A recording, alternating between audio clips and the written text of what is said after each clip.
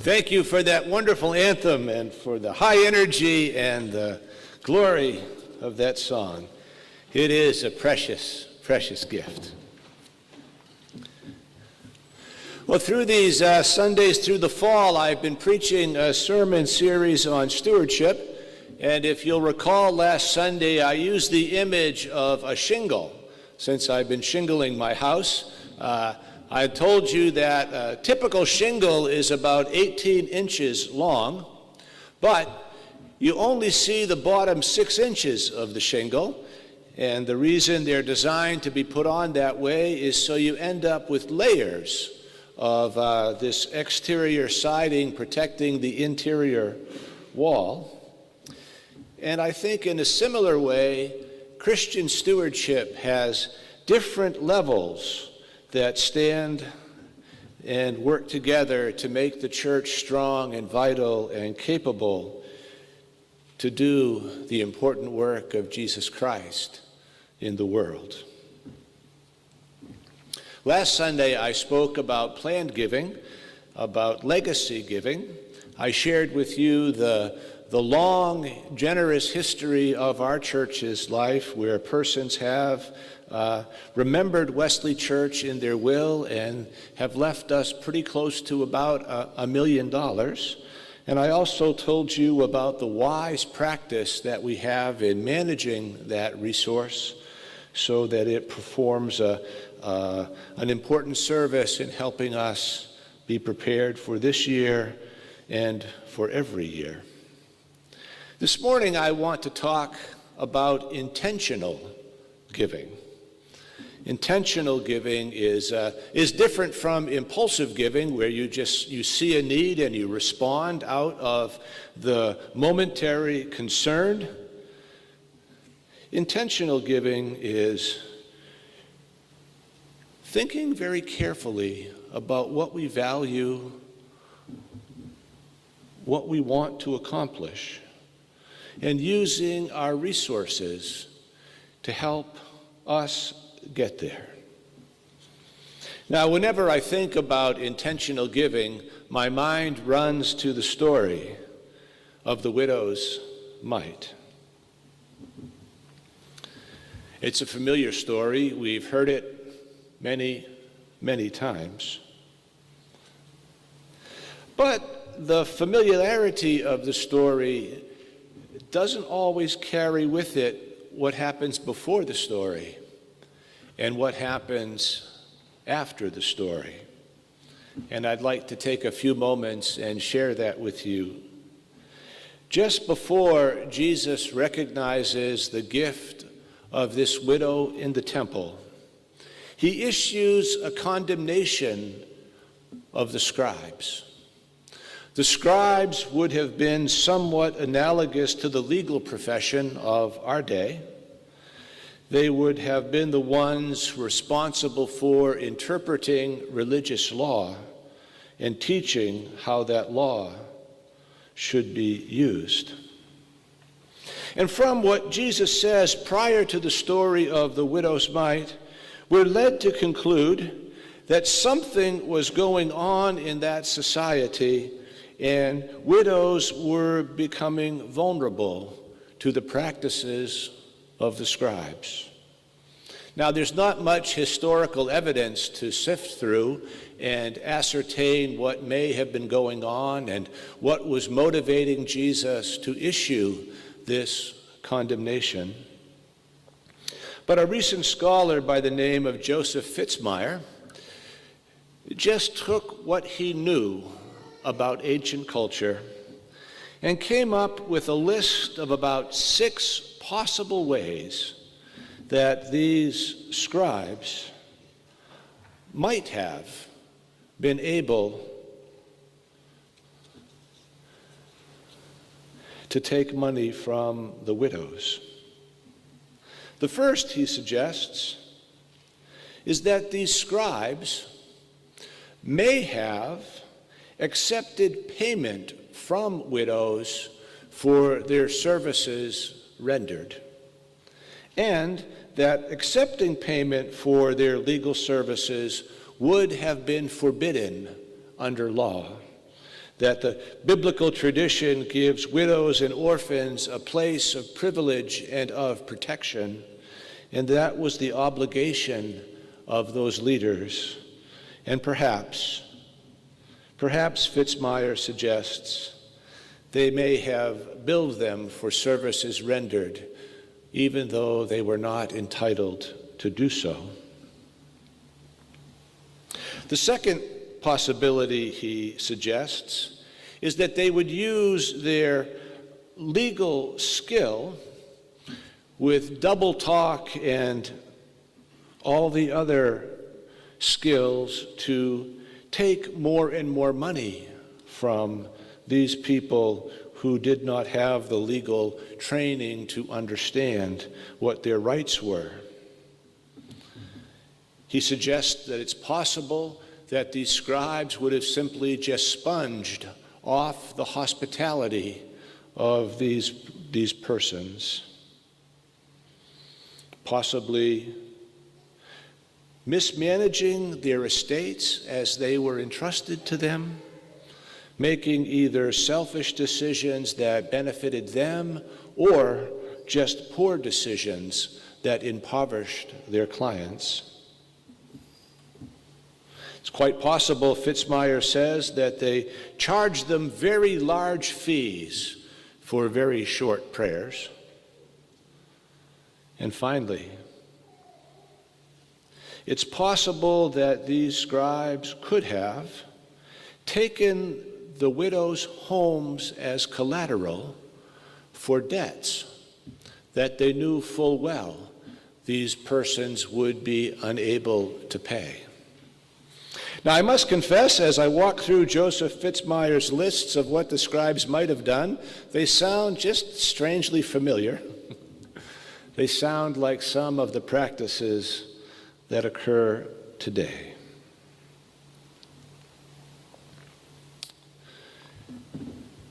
As Luke tells this story, the scribes don't look very noble or very good. And then Luke tells this story of this one widow who goes to the temple and who offers her gift.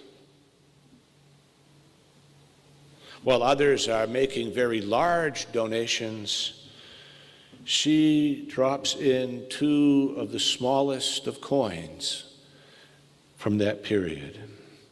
And while the other coins would have made a great rumble and rattle as the coins fell into the plate, the sounds of these little coins would have been faint, perhaps inaudible.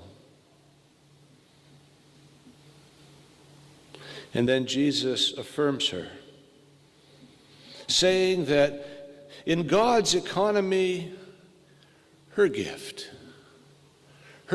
matters all the more because she gives it out of her poverty. She gives it out of her love and her devotion.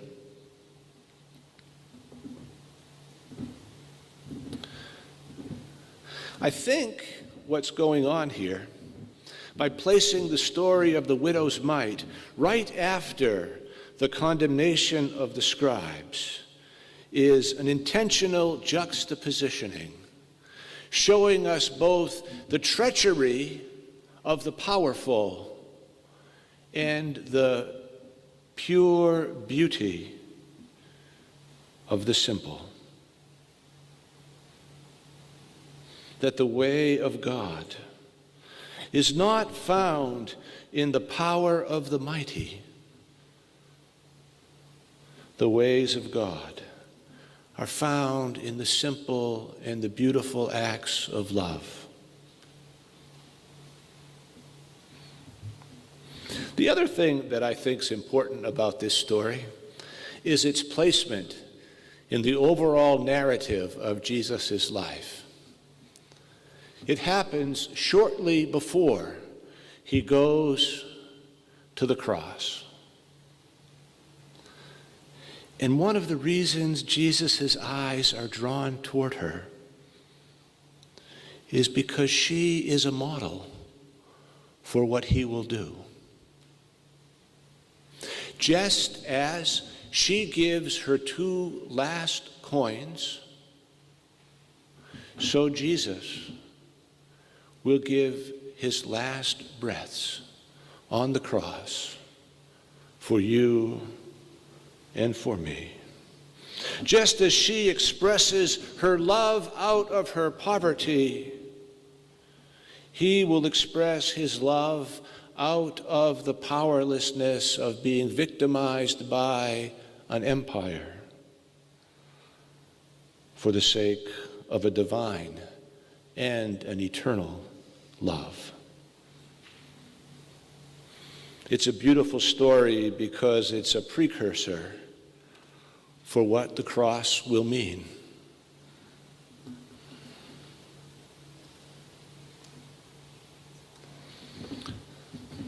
I fired a financial advisor once.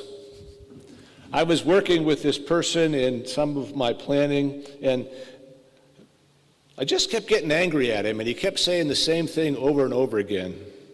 He'd always look at me with this look of professional concern, and he would say, "Now, Peter, pay yourself first."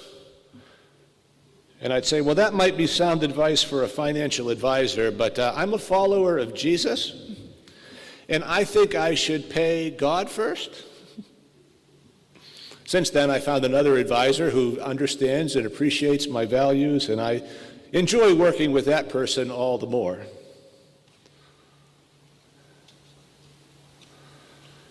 For the way of Christ is not the way of the wealthy and the powerful of the scribes, but of the simple beauty of this widow. You all know the story of stone soup, right? The village is in a famine. There's very little food. And worse than that, there's very little conversation between the members of the community. That in this time of poverty, everybody is defensive. They're cautious not to let others know what resources they have. They hide it. Perhaps a defensiveness that comes out of the great magnitude of human need and the very understandable fear that there might not be enough. Until one day, this wandering person shows up in the town, and he sees the pall that's set all over the village.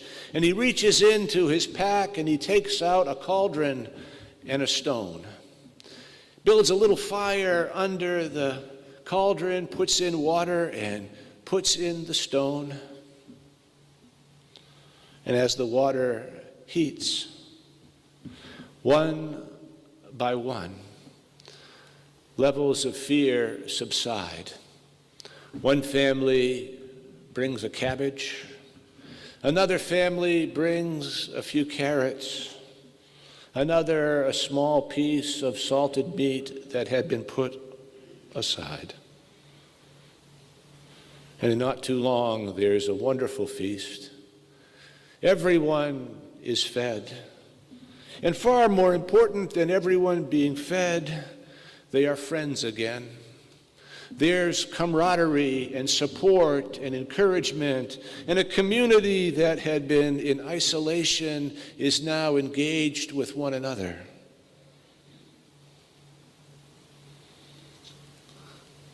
Well, the wanderer knew that his work was done, and he packed up his cauldron. And as he was packing it up, they said, "Won't you leave that magic stone?" To which he said, "The magic's not in the stone. The magic is in a sense of community and of belonging to each other."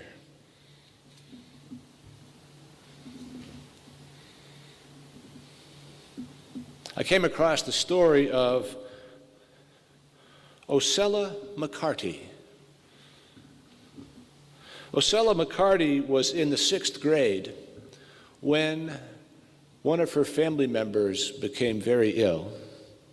She could no longer go to school because it fell upon her to take care of a sick family member. And so she did. And while she was doing that, she found the only way she could support herself was to take in other people's laundry, wash it, dry it, iron it, fold it, and bring it back. She took in laundry to pay her bills. But every time she took in some money, she went to the bank and she put a little into an account. She was a simple person. She never made very much. But in her 87th year of life, when she took her little bit to the bank, the teller spoke to her and said, "Miss McCarty, do you know that you have $250,000 in your account?" She had no idea what $250,000 was. So one of the persons from the bank explained to her just how much money that really was and asked, "What do you want to do with it?" And she thought of 2 members of her family, a niece and a nephew, who were quite gifted. And she said, I want them to go to college. Well, that was cared for, and they explained that there was still quite a bit of money left. "What else would you like to do?" And she thought a little longer, and she said, there are a whole lot of black folk in this town who haven't given up on the dream yet." And with the rest of her money, she endowed a scholarship at the University of Southern Mississippi so that African Americans who had been shut out of so many other avenues of promise had another path to travel. See, the point of the story is if you do a little bit every week, a little bit every month, if you stick at something slowly and consistently and steadily over time, great things can be accomplished. Oh, sure, the impulsive moment of doing something wonderful is there, and it's meaningful and it's valuable. But I think the world is changed by those who are slow and steady and consistent and regular, intentional in their giving. If you don't already do so, I'd like you to consider and to think about making a regular gift. Each week, each month, whatever makes sense for you. I'm a big fan of electronic giving. I like the idea of filling out the form and having it all done automatically, as long as I remember to have enough money in the bank when the draft comes. But it's slow, steady, consistent, disciplined faithfulness that's a part of the building block of the future.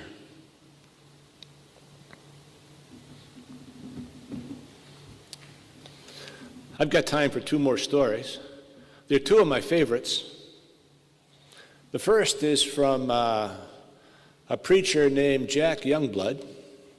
I heard him interviewed on National Public Radio many, many years ago, and that interview still rings fresh in my mind.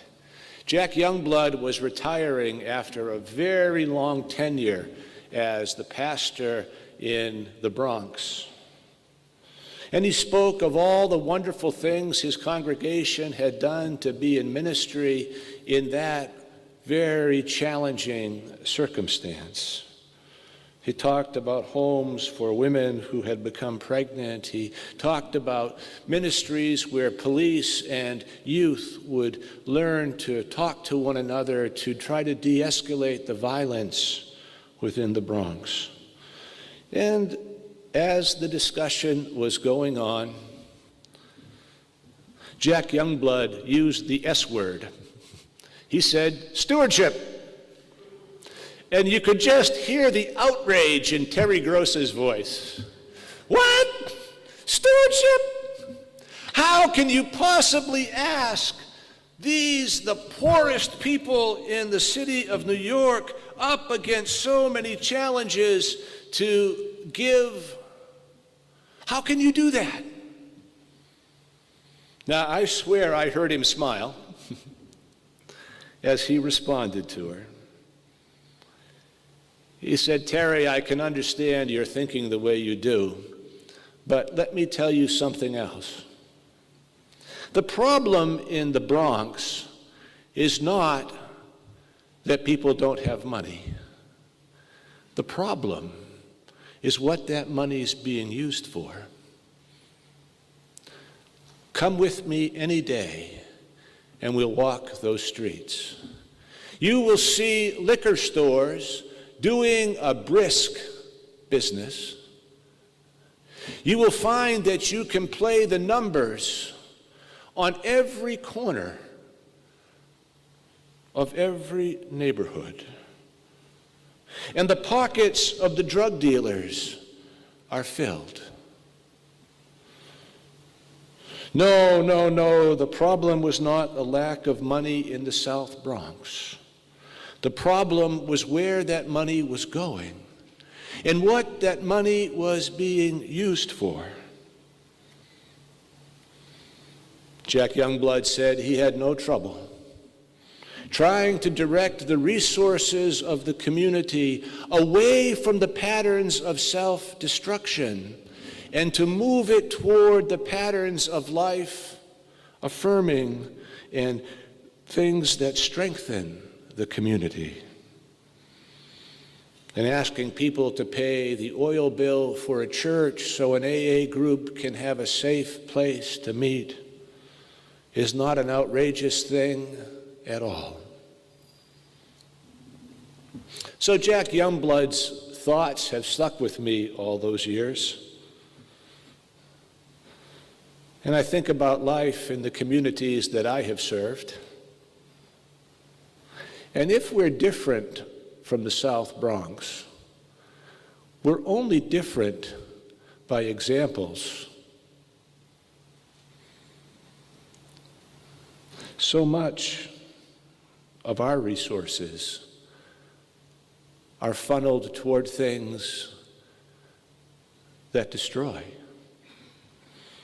And the role of Christian stewardship, even in suburbia, is to move the resources away from the things that cause harm and to put those resources toward those things that build up life, that encourage hope and wholeness. My second stewardship story centers around someone named Lita. Lita grew up in Grafton County, New Hampshire, and you could see the pictures from her childhood because her family were sheep herders and the very tail end of that industry in northern New Hampshire. Lita married Louis, and shortly after they were married, they built their own house. Louis built it. It was a simple country home. There was no central heat in the house. There was a little cook stove in the kitchen and another wood stove and a fireplace in the living room. And there Louis and Lita lived. I drove by it not too long ago. It's not there anymore. It's been torn down and something else has been built in its place. And Louis and Lita had a wonderful life together. And when Louis died, I did his funeral. And shortly after the funeral, Lita said to me, "Well, you know, preacher, I never learned how to drive. Would you be willing to pick me up on Sunday morning so I could come to church?" Now, I did the West Canaan service at 8:15 and the Enfield service at 9:15 and the Canaan service at 10:30. And fortunately, Lita lived between the West Canaan chapel and the Enfield church. So I'd pick her up and then I'd drop her off on my way to my second station for the preaching morning. And that was nice. I did that for the rest of my time that I was appointed there. But one Sunday morning, I got to her house, knocked on the door. She opened it and she said, coughed and sneezed, "I'm not going to church today, I'm sick." And she was really sick. You could see her in her face. And she coughed and she sneezed some more. And then I had plenty of time, so we went in and I stood by the wood stove with her and we chatted a little bit. And she kept coughing and sneezing and reaching into her house coat. She'd pull out this handkerchief, was kind of well used, and she'd use it some more. And then after we spoke for a while, she said, "I'm not going to church today, I'm too sick." And I wanted to say, "Lita, it's a lot warmer in the church than it is here," but I didn't say it.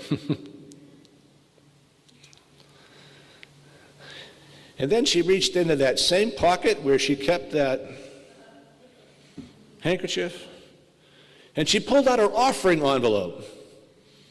And she said, "Preacher, put this in the plate for me." I wanted to say, "Lita, I think you need it more than we do." But if I'd done that, she probably would have found a sharp object in the house somewhere and hit me with it. Because she loved and she wanted to give. And I was a little hesitant to pick up that envelope, seeing what pocket it had come from.